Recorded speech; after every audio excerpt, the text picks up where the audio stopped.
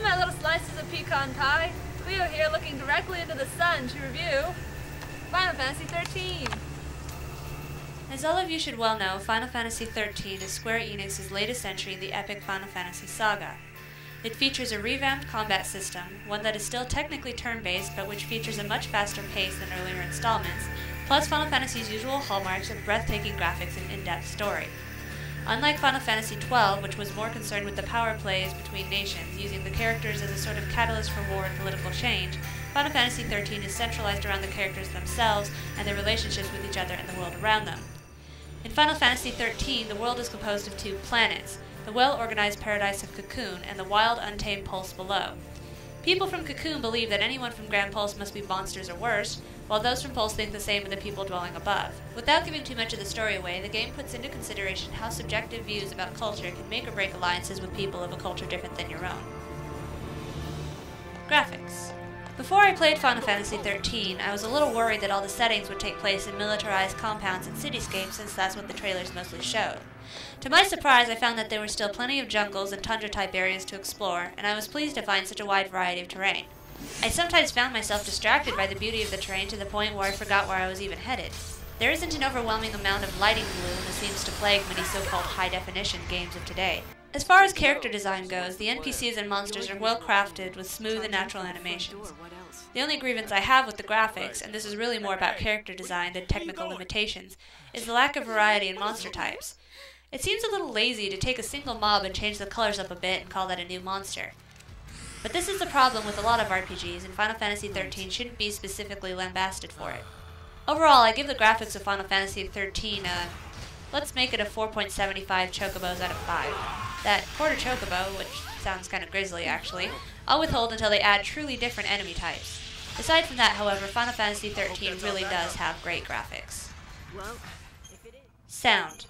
Sadly, the notorious Nobuo Uematsu, the composer of such memorable scores as Sephiroth's theme in Final Fantasy VII, which was later expanded into something even more impressive for the movie Advent Children, no longer does the music for the Final Fantasy games. Instead, some guy named Masashi Hamauzu did the music, and he did a well enough job, I guess. The music isn't as heartbreaking or memorable as, say, the theme for Final Fantasy X's Zanarkand, but it is pretty and does provide a nice backdrop for your adventures on Cocoon and Pulse. Of course, it does get irritating hearing the same tune over and over, and it would have been nice to have longer, more varied music available, given the many locations in the game. I was also disappointed that they changed the main battle theme so much, but maybe that's a personal quirk. Outside of music, the sounds that the characters make during battle, for instance, is a two-edged sword.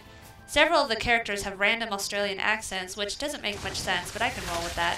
What drives me nuts, and drives a lot of people nuts if other reviews are any indication, are some of the characters whining during their moves, namely the game's requisite plucky kid, Vanille.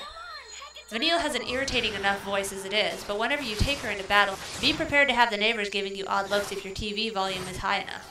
She can't cast a spell or so much as do a "yay, I finished the battle" move without letting out a chorus of grunts and mules that are downright pornographic. Some people have said that this is cute. I call those people pedophiles. At least Lightning and Fang have awesome serious voices and dialogue to make up for the annoying inanity of Vanille. Music I would give a 3.5 chocobos out of 5, but the sound overall I have to give a 2.5. Gameplay. As I mentioned before, Final Fantasy XIII gives gameplay an overhaul that's completely alien from the gambit-driven combat of its predecessor, Final Fantasy XII. I happen to be one of the 5 people on the planet who actually love 12, so I was more than a little dismayed that 12 got such bad reviews, meaning that we're unlikely to ever see a gambit-driven Final Fantasy game again.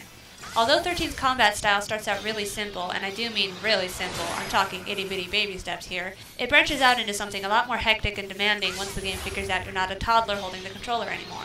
You can only directly control the main character while the support staff are ruled by paradigms, but you can't change the minutiae of what those paradigms entail.